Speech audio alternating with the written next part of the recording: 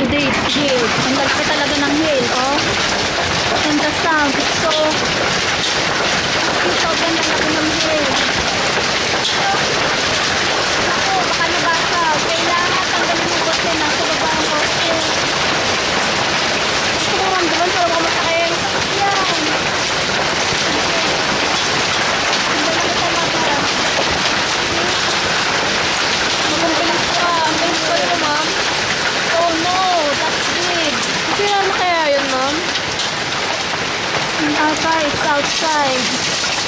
Oh no, I think our was broken. Our gutter, I think it was broken. These are really big, very big here. Look at my hand. This is just one example. Almost as big as my palm. Oh man. Oh. I hope nobody's hurt. Oh, I hope our car is okay. It's just so sudden. Oh no. Oh, it's still hailing. That is so good, really good.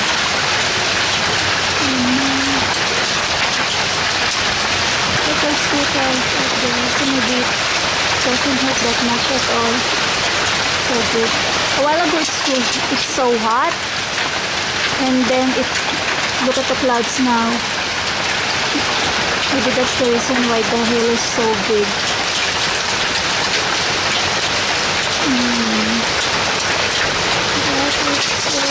This is the first time I've seen those big hills.